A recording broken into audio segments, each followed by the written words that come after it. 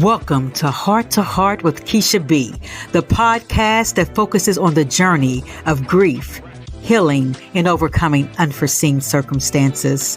Whether you're dealing with loss or life challenges, this is a podcast that you don't want to miss. I am your host, Keisha B. So take a deep breath, open your mind and your soul, and sit back as we embark on this journey together.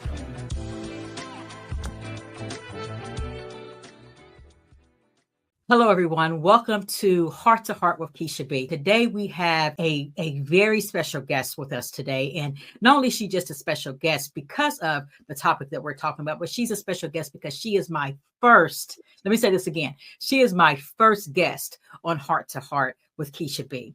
And when I start talking about and thinking about why I wanted to do this podcast, I realized that there are so many people out here in the world that not only are their stories personal to them, their stories can also be an inspiration to others out here. So today, our first episode is Forever Link, Coping with the Heartache of Sibling Loss.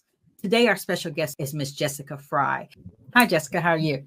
Hi, I'm well. How are you? I'm well, thank you. I am truly honored to not only be a guest on your podcast, but to be the first guest. That means so much to me. So thank you so much for having me today. Thank you. Jessica, you want to sort of start by telling everyone not only just who you are by name, but why this particular episode was so important for you. I just lost my sister in August of this year, so just about 3 months ago. And my sister was my best friend. She was someone who knew me like nobody else knew me. And as we talked about previously, I've experienced other losses in my life before, but this loss has been extremely different. And I've learned a lot through this process about grief that I didn't know before. And I have become extremely passionate in the last few months about speaking about it because there are so many things that I didn't know, but that are kind of stigmatized, or it's like, I don't know if I should talk about this. I don't know who to talk to about this. And just, the importance of talking about it, because it is uncomfortable for people to talk about, whether you're going through it or whether you're someone who is trying to support someone who is going through it. So I think sibling loss in particular is something that's not talked about enough. And I think it should be talked about. You bring up a very interesting point there. I mean, I know that I've been on your podcast before. We've talked a lot about some losses that I have endured, the more recent loss of losing my son. But you said something that was very imperative that sort of hits home for me is sibling loss. Because when I think of my daughter, I have 3 children, but I think of my older daughter and I think of the connection that she and her brother had. And oftentimes when I'm going through my own grief, I feel like sometimes I cannot be there for her. And a lot of times it's because I'm grieving my son. I'm not grieving my sibling. And so what I share with her is that understand our grief is going to look different because your relationship with him was different. Your bonding with him was different. So I think what you said was very imperative, that not enough conversation is had in regards to sibling loss and the effects and the bond that you had and that you're still trying to hold on to as much as you can. Right. Yeah. So when we talk about that, Jessica, do you want to sort of talk about what does that feel like, holding on to the bond that in the memories of you and your sibling? Yeah. So there's ways that I have been holding on to the bond with her. I will tell you that it's tricky because when I talk about her, I still talk about her in the present tense. And I find myself correcting myself to change it to the past tense because she's not here anymore. And the things that I'm talking about are past tense. They'll always be past tense now because she's not here. She's not coming back. But I try to hold on to the bond by incorporating her into my everyday life the best ways that I can. And some days it's more things than others. I don't know if you can see right now, I'm wearing flamingo earrings. My sister loved flamingos. So I dressed up for Halloween as a flamingo, which I know she was probably laughing at and telling me that I looked like an idiot, but I didn't care because, again, that was a way for me to honor her, to keep her spirit and our bond alive. I tell stories about her to people, to anyone and everyone who will listen to me, and sometimes people don't get the humor in it because it was something that only her and I understood. I have connections with people who were also close to her, maybe that I didn't even really know before, just knew of, but now we're closer because of her and the relationship that they had with her.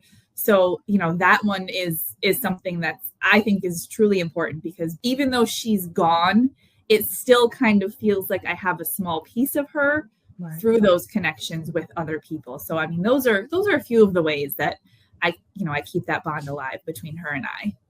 Tell me about your sibling and the special role that she played in your life that you're still holding on to. Yes. So I always tell this story whenever anyone asks about my sister, even before she passed away. So her and I are 7 years apart. She is younger than me. So when she was born, the first night that my parents brought her home from the hospital, she cried the entire night. And I vividly remember asking my parents if they could take her back. I was like, is this what having a little sister is like? Because I don't think I like it very much. And there was such a huge age difference between us that when we were younger, we did not get along at all. We fought about anything and everything. Everything was an argument. Yes. And people always used to tell me, someday you guys are going to love each other and you're going to be best friends. And I used to be like, yeah, right. No, we're not. We're never going to get there. But sure enough, we did. And we became the best of friends. We have matching best friend tattoos. There was another tattoo that we actually went and got together. And I went to visit her in California when she was going through a really difficult time in her life. I am not someone who likes to talk on the phone. Her and I talked on the phone a lot during the day. We texted all day, every day. She lived in Colorado. I'm in New York. So we didn't see each other nearly as much as I would like to see her. But she was my person. I went to her about good things, bad things, silly things that I was annoyed with. I complained to her about our parents because no one understands those things like her and I do. And she was my best friend in a way that's different than like my actual best friend. Like we share a bond that is like no other bond that you have with anyone else in your life. She, like I said, she always had a way of making me laugh. If I called her in tears or I was mad, she had a way to just make me laugh. And then before I knew it, we were laughing about whatever it was that I called her to complain or cry about. She was an amazing person. And she had a huge heart. I have a son. She loved her nephew more than I can even put into words. She means more to me and will always mean more to me than anyone. She is, that bond that we shared is one like no other. Right. And so that's what I hear, is that those are the memories that you hold on to. Those are those moments when you may find yourself moving into a sense of sadness. You're able to reflect upon some memories to cry. Right. I'm sure sometimes laugh. Right. I think you said something. I think of my children. They were 2 years apart. My daughter, my son who passed away. And I know quite often they talked about me. Right. I was the crazy mom. I was the mom who didn't understand. But I was okay with that. Right. Because everybody needs a best friend. Everybody needs that go-to person. And I think what I hear you saying, because I watched my daughter go through this, it's that moment when that go-to person is not there. Yeah. And then you start looking around at your support system of how do I navigate this? Right. Absolutely. How do I navigate this new? Yeah. And so that brings me to our next topic of conversation, which is one of the highlights of Heart to Heart with Keisha B, is grief. Right. As we know, grief can be deeply isolating. It will put us in a place to where sometimes we feel like even though we have all these people around, we're still stuck in this area by ourselves. You have people say, I'll be there for you. And you do have people that are there for you, but grief sometimes can be very selfish and it can make you feel like you're alone by yourself. So do you want to share some things that has sort of helped you throughout your grief process? Of course. So I will say that I do have an amazing support system around me. My friends, my family, they have shown up. I mean, especially in the first couple weeks after, like people were bringing food, they were checking on me, they were making sure that I was drinking water, that I was, taking a shower, things like that. So, and my son especially, he has been an incredible support. Like, I honestly don't think I would have gotten through what I've gotten through in these last 3 months if it wasn't for him. So my support system has been incredible. But also some things that I've done on my own. I journal every day. And a couple of my friends at my job had gotten me like a deck of grief affirmation cards. So every morning when I would get up and do my journaling, I would pull a card out of that deck. And it was just a reminder of, whatever I was feeling in that moment was normal and it was okay. Mm-hmm. And that was important because I think sometimes when you're grieving, no matter what kind of loss it is, you question whether or not what you're feeling is normal or okay. So those cards really helped me. I also had, I don't know whether to call it a journal or not, but it was a book, like a guided kind of book where each chapter was like the different stage of grief. And then there was like questions at the end of the chapter. So it gave you an opportunity to kind of not only process what you read, but also process what you're feeling and then kind of write it out. There was sections where you could draw pictures. There was one particular chapter that it like gave you permission to throw something. It was like, if you are somewhere where you can do that safely and not break things, not hurt yourself, not hurt someone else. So I was home that morning by myself and I finished writing and then I threw the book into the wall. And it seems so silly, but it felt good for someone, even if it was on a piece of paper, to give me permission to do that.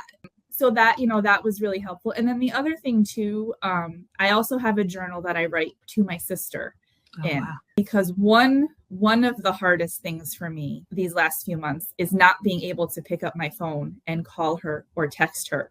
So I use that journal, and sometimes it's a real short entry. Sometimes it's to tell her about something that happened that day that, I can't tell her anymore. And also too, Facebook has been good for that too, because, her page is still on there. It's in memory of now, but I'll tag her and things. Like the first big thing was when my son started his first day of school this year. She was someone who I would always send a picture to of him and be like, here's your nephew on his first day of 11th grade. And when he walked out the door that morning, I stood in my living room completely lost because I was like, I can't text her this picture. So what I did was I went on Facebook and I posted the picture on her Facebook. And I was like, your nephew's first day of 11th grade. And, I mentioned how I was going to miss our phone call later because she would always call and check in and see how his first day was. So those are some of the things that have really helped get me through this time. Yeah. So it sounds like, Jessica, that you found creative ways for what works for you. Right. And as we know, grief is tricky. Grief shows up in different type of ways. And more importantly, everybody grieves different. Right. Yeah. You often hear people think that there's a one way to grieve because there's different stages, as we know, the denial, the acceptance, the bargaining, the shock, all those different things. And I say them out of order. They happen out of order. There is no set order for how grief happens. I hear you saying is that I had to find what works for me. And even what works for me is incorporating things that work for me when I wasn't grieving, right? The relationship that my sister and I had was I would pick up the phone, I would call her and say, hey, sis, son starting school today, nephew starting school today, let me shoot you a picture. But what I hear you saying is that didn't change in regards to the picture. It was just adjusting to how do I show the picture? How do I communicate? How do I show up in this space that is yet so unfamiliar, right? Because I hear you say your sister just passed a few months ago. So it's so unfamiliar, but for the lack of better word, you're adjusting to what your circumstance is at this moment. I'm sure many days that's very tough. Yeah, absolutely. I mean, there are. I mean, I most days, I will be honest, I don't want to get up and get out of bed. I really don't. But I do, because I'm a mother. I have a child who needs me. It's not easy. Most days, the last 3 months haven't been easy, but I try to use those tools. I mean, everybody says this to me, and I really try myself to give myself grace because this is a difficult situation that I'm going through. I am not the same person now that I was before she passed away. And that's an important thing to remind myself, because I mean, I'm here, I'm still Jessica, but it's a completely different version of Jessica, because I don't have my sister anymore. And it's a big adjustment. It really is. And it's okay to take it one day, 1 minute, 1 second, if that's all you can do at a time, to get through every day. Use a keyword, Jessica, that I often use on many of my videos, whether I'm using it on TikTok, on Facebook, is give yourself grace. Don't be so hard on yourself, right? And sometimes that's easier said than done, right? Absolutely. Sometimes finding what we call to be strength, sometimes it's hard to do. Sometimes hearing the word, you're strong, sometimes it's hard to accept, because sometimes people don't understand what we may be going through. Yes, individuals may have lost someone as well. But as you said, everyone grieves different. Everyone processes different. But the most important key is just giving yourself grace, however that may look, for the moment, for the hour, for the day, for the month, whatever it may be. Jessica, you brought up something that I think is very imperative, is being a parent when you're grieving and still having all the responsibilities of showing up for your child. And some days, I'm just going to be honest, and I don't say this lightly. Sometimes that shit's hard. Yeah. Yes. Right. It is. It's Sometimes really it's hard. Yeah. And so my question to you, Jessica, is what would be your advice for parents that are still trying to raise children that are grieving? Girls, if they're grieving over a family member, over a job, whatever that grief may look like, sort of walk me through, what does it mean to actually still be able to show up for your responsibilities of being a parent, but also showing up for yourself? Yeah. So for me, I will say, my son and I have an amazing relationship. And he's a little bit older. He just turned 16. So this obviously might not be the same had he been younger when this happened. But where I am with him right now, I cry in front of him. I let him know that it's okay to feel the emotions that I'm feeling. He's a boy, and boys are always, you got to be strong. Don't show emotion. Don't cry. Like, none of that is allowed. But like, here it is. And, so I let myself do that when I need to. Like, if I'm crying and he comes out of his bedroom, I don't try to, pull myself together and stop. Like, he'll ask me, are you okay? And I'm honest. I'm like, no, I'm not okay right now. I miss your auntie. Like, this is hard. And typically, he'll come hug me and he'll just hold me while I cry. And then, we kind of go on about our day. But I think it's important to not hide your feelings from your child for a lot of reasons, because one of the most important reasons, I think, is because you're teaching them how to do things. And I don't think there's any perfect way to grieve, but your child is going to lose you at some point. That's the real. We're all going to lose people at some point in our lives. And I think it's okay for your children to know that this is what it looks like. Right. And it might not be the same for them when they experience that type of loss, or, whatever the case may be. But it is important for them to know that if you're feeling things, it's okay. If you're not feeling things, that's okay too. And, I also think too, not to keep repeating this, but giving yourself grace is huge, because again, those first couple weeks, I didn't cook a single meal. I would wake up in the morning and be like, all right, I'm going to take something out of the freezer for dinner today. And then before I would know it, it was 3:00 and I'm like, what are we going to eat for dinner? And, somebody thankfully would have texted me or called me and been like, do you guys need anything? I'll bring dinner over. I'll pick something up. If you want to order something, I'll make something. So that I think is important as well, is, giving yourself grace, but also accepting that help from people when they offer it, because I am not someone who can ask for help from other people. So that was a really big struggle for me, was allowing people to do things for us. And again, that was something else that I think is important, because you're showing your children that it's okay to let people do things for you. Right. And, it's not easy.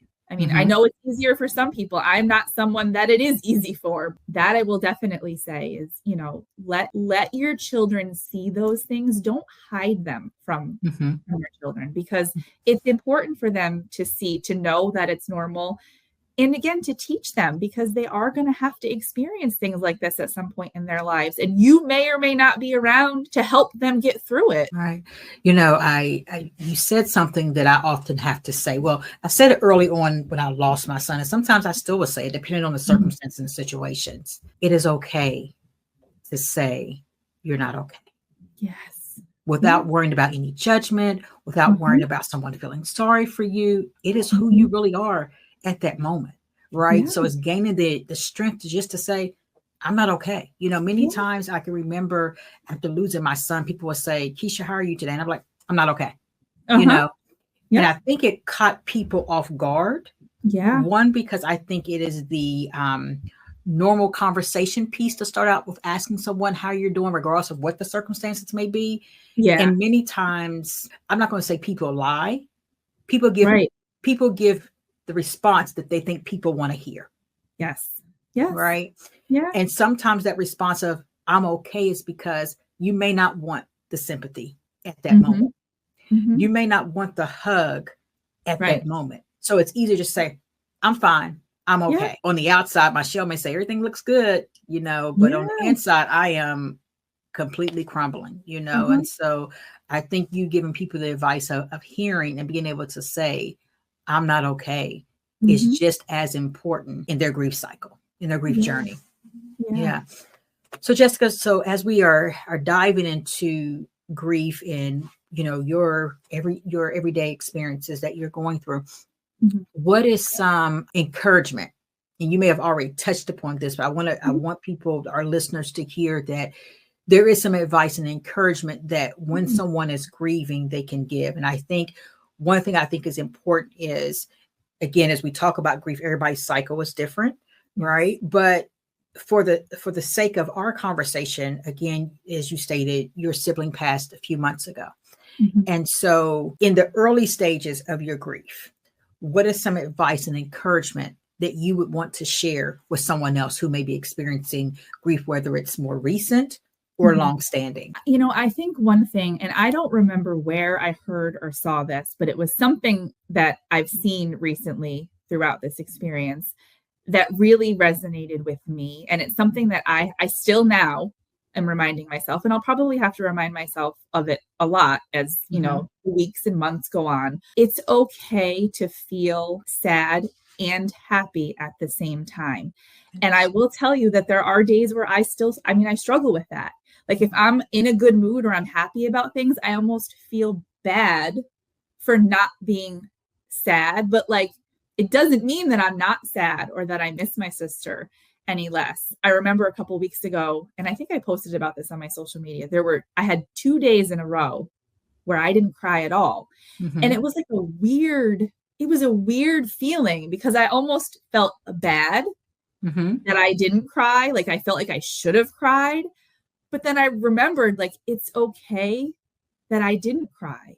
Because again, it doesn't take away from the fact that I love her and that I still miss her. So I will say, like, I think people need to be reminded of that if you are happy, it's okay to be happy. It's okay to celebrate other things that are going on. And don't get me wrong, if you can't, that's okay too. Correct. But I think there's a lot of guilt that comes into play when you are feeling happy, when there's this big, heavy, difficult thing going on. So I will say that that's definitely been something that, you know, has helped me get through it, is kind of reminding myself that it is okay to feel both of those things, you know, because I know that's like the cliche thing that everyone is like, well, they wouldn't want you to be sad. And you're right, they wouldn't. But it's okay that you are sad, but it's also okay for you to be happy. Right. And I think, you know, that's one of the topics that's often not spoke about a lot with grief is it's okay to be happy, right? It doesn't mean that you have forgotten about your loved one. It doesn't mean that you don't miss your loved one. It's just part of our human emotion, right? Because when you reflect upon moments of your life with your loved one, there's moments of happiness, Yeah. Right. And so you can sort of tie that into memories that you are experiencing when you're thinking about your loved one. There's so many different emotions with grief. It's not a situation to where it's all going to look the same. So as we talk about grief not all looking the same, we're 2 days post Thanksgiving. Mm-hmm. And as we know, sometimes holidays for many people can be very tricky for many different reasons, right? Yep. But you mind sharing with us how the holiday was for you this year? This is your first Thanksgiving. Got your sister. And I think what I failed to ask you, Jessica, and I so apologize. Do you mind sharing your sister's name with us? Sure. Her name was Hillary, Okay. with one L, not two. Okay. So share with us, if you don't mind, about how Thanksgiving was this year when you reflect upon your grief of losing your sister, Hillary. Yes. So I will tell you, I haven't celebrated a holiday with my sister in many years, again, because she lives in Colorado, and it's been a while since she's been home around a holiday, but she was still a part of things. So again, we would call each other. She would tell me what she was cooking for dinner. I would tell her, what I was bringing to mom and dad's house, or if we were going to, my son's father's family's house, and we would FaceTime and all of those things. Earlier in the week, this week, I was very emotional, like Monday at work. And I'm so grateful that I have an office and I can close my door at work, because I cried a majority of the day at my desk at work. Like when I left work on Monday, my nose was like red because I had, wiped it so many times because I was crying. And I mean, I was dreading Thursday. And I understand. I didn't want to tell my parents that. Like, I was like, I wouldn't care if we skipped this year. I really wouldn't. But I didn't want to tell my parents that, because I knew that they wanted my son and I to be there for Thanksgiving. But then something funny happened. Okay. I woke up Thursday morning and we had a snowstorm, and I knew it was supposed to snow, but I thought the snow was coming like later on in the day. And I woke up at like 7:30 in the morning and we already had a bunch of snow. And I was like, all right, I'm like, maybe it'll slow down. Maybe I can still go to mom and dad's house, like, whatever. And then my dad called me and he was like, did you leave the house yet? And I was like, no. He was like, don't. He was like, the roads are really bad out here. He has a 4-wheel drive truck. So he was like, I almost didn't make it up the hill by our house. He was like, don't come. We'll do this tomorrow. And I was like, well, isn't that interesting? Because here I was saying, like, I didn't want to celebrate. And then like Mother Nature and whatever said, you don't have to. Stay home, relax, take this time for yourself. And that's what I did. And, earlier in the day that day, a lot of people were like texting me and sending me messages and just like, I'm thinking about you. I know today's not going to be easy. And I mean, it wasn't. And like, it was a weird blend of emotions, because on the one hand, I was like, okay, I kind of got what I asked for. Like, I didn't really want to do anything today. But then on the other hand, I was a little sad because I'm like, I'm not with my parents today. Right. And I know that it wasn't easy for them either, because it was also their first holiday without my sister. So it was a lot. But when I woke up yesterday morning, I was like, I did it. I got through the day. The other thing too, to kind of go along with like the feeling more than one feeling at once, I reminded myself, because Thanksgiving is all about being grateful and what you're thankful for and all of that. So like, I reminded myself that it was okay to be grateful for the things that I have in my life that I'm grateful for, and also miss my sister. Neither of those things negate the other. Just because I'm expressing gratitude doesn't mean I don't miss my sister. And just because I'm sad and in my feelings and missing my sister doesn't mean that I'm not grateful for all of the things that I have in my life. So Jessica, when you, thank you for everything that you're sharing thus far, your information that you're giving, I know to our listeners is so helpful. I'm sure they're very thankful for the advice and information that you've been given. When we think about our listeners, what is one thing, like if you were sitting down and you were speaking to someone else who had lost their sibling, and we're just talking about sibling to sibling, right? Because even though your siblings may have been different in regards to your relationship, it's still a sibling relationship that only siblings really understand. So if you were sitting in a room and you all were facing each other, what is something that you would tell another person who is also going through the grief journey of losing their siblings? I think the first thing that comes to my mind is that I would tell them it's never going to be the same, but it's going to be okay. And it's a really hard journey. It really is. But, you continuing to keep going, even if it is just taking things second by second, because sometimes that's what you have to do. That's okay. And I think just remembering the relationship that you had with your sibling, and remembering, and I know that obviously some people have had complicated relationships with their siblings. I think, focusing on the good things and not dwelling on the bad things, because you can't change any of that. And that's something that I think makes things worse in the grief process, is focusing on the bad, because you can't go back. You can't change any of that. So instead of dwelling on that and focusing on things that you can't change, remember the good things, remember the fun times, remember the memories. And I mean, if that sometimes means remembering the bad stuff, that's okay. But don't focus on that, because there's so much more to it than that. I think the other thing too is, for me anyway, talking about her, like I said, to anybody and everybody who will listen. Yes. And I do still talk to her, even though she's not here. Like sometimes, I will just be like, Hillary, is this really going on right now? Is this really, are we really doing this? Like, Right. You know what I mean? And like, that's silly to some people, but to me, it's not. And, that's okay. Do whatever helps you in the moment.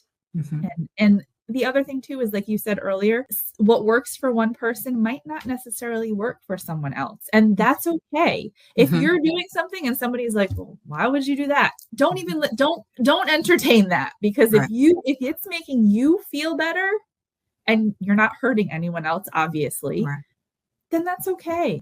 Yeah. So a very good information. It's still about giving yourself grace. Yeah. Right. Give yourself grace for the unknown. Because it's all new.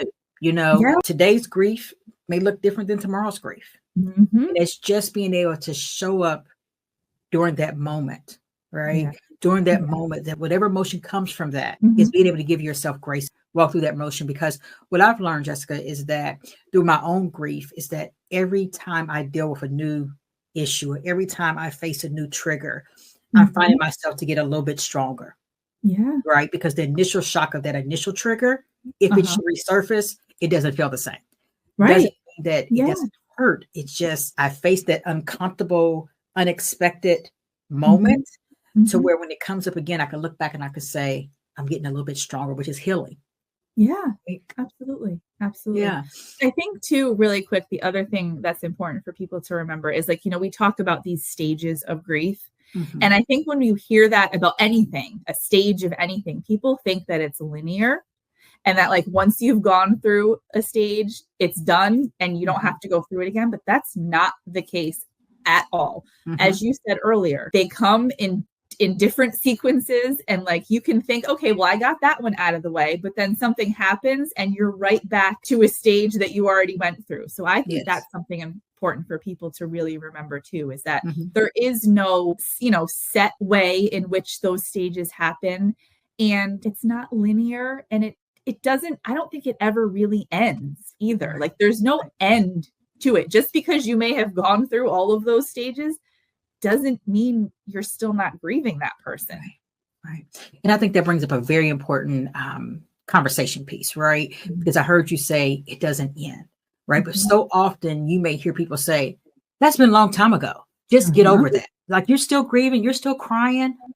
Well, yes. Yeah. Right. Because the memory of my loved one is going to continue for life. So being that it continues for life, getting over it is not an option. Right. What I often tell people, it's not about getting over the situation, it's getting through the situation. It's going through the journey of grief that's going to allow me to get to the point of healing. Now, healing doesn't mean I'm no longer going to cry. Healing doesn't mean that Jessica's no longer going to cry. Healing doesn't mean that our listeners are no longer going to cry. Healing means that it allows you to have a little bit more strength to get up out of bed when you just don't want to. Yeah. Right. Approach situations that are fond memories of our loved ones, but we're able to do it without so much anxiety or resistance. And so I love to share that moment of understanding that no one gets over the loss of something they held on closely to, whether again, it's a family member, whether it's a job, whether it's a circumstances. We just learn how to navigate through that grief process as we're working through the moments of healing. Yeah. Yes, I think with you speaking of linear and understanding that even though the word stage can be it can be a misconception, right? Yeah, because you think of a stage to the end, there is no end. To this stuff, No. So Jessica, as we are getting closer to the end of our interview, one thing I'll always ask my guests, again, as we talk about heart to heart with Keisha B, heart to heart focuses on grief, it focuses on healing, and it also focuses on unforeseen circumstances. And so my question to you, Jessica, today is, what is one heart to heart message that you would like to leave our listeners today? I would say be kind to yourself. Grief is not easy, no matter who it is that you lose or what, because as we know, grief doesn't just involve losing a person. It can be a job, a house, a friendship, so many different things. And I think it is so important when you're going through any difficult situation, really, to be kind to yourself. Remember that this experience for me is completely new. It's okay that I feel lost and confused and like, I don't know what's going on because I've never dealt with a situation like this before. And it's okay to not get it right because I don't think there is a right. And you just have to be kind to yourself. Thank you for the message that you have poured into other people today. And I don't want to leave this interview today without saying my first interaction with you was on your podcast. So I think it would be remiss that we don't discuss who you are and why you have shown up in this space today, but how you also show up in other spaces to help other people along with their life challenges that they may have faced. So at this time, before we close out, Jessica, I want to give you this opportunity. I want you to close out and tell people where they can find you at and what you do daily to help other people heal by being on the other side as an interviewer versus the interviewee.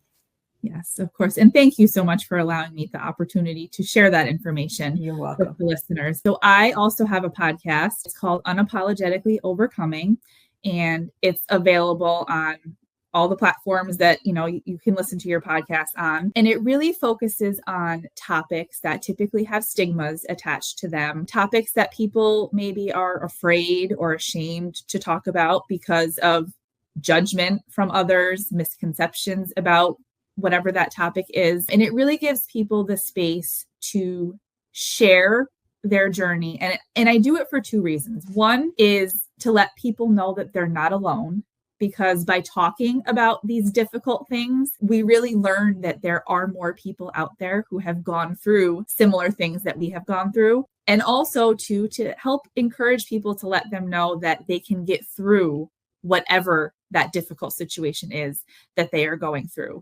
Because a lot of times, we do feel alone, and we also feel like we're never going to get out of whatever that situation is. Like I said, the podcast is available. It's on Apple, iHeartRadio, Amazon, Spotify. I also have an Instagram for the podcast. It's called, it's unapologetically_overcoming. And then I do have a Facebook page for the podcast as well, which is Unapologetically Overcoming the Podcast. And, I post the interviews and stuff on there, but I also post inspirational things kind of throughout the week, to just remind people, to stay positive and optimistic, even though sometimes it's hard. It's hard. I mean, let's be real. Nobody is happy and positive all day, every day. But, I try to leave people with a little bit of positivity and optimism as much as I can every day. So Jessica, thank you again. But I want to leave you with this statement. You and Hillary are forever linked. Thank you again for being our first guest on episode 1 of Heart to Heart with Keisha B. I have enjoyed having you here today. I have enjoyed learning from you today, because your message will also help me understand how I need to show up for my children who are also grieving through the loss of their sibling. So again, thank you, Jessica, and you have a great day. Thank you so much. I really enjoyed this conversation. Thank you. Thank you for tuning in to Heart to Heart with Keisha B. Remember, grief may shape our journey, but it doesn't define who we are. Healing is not a straight path, but with every step forward, you're creating space for hope, strength, and new beginnings. If today's episode brought you comfort or clarity, share it with someone who might need it too. Let's continue building this community of compassion and resilience together. Until next time, take care of your heart, your mind, and your soul. Honor your journey and always know that brighter days are ahead. I am Keisha B, and this has been Heart to Heart.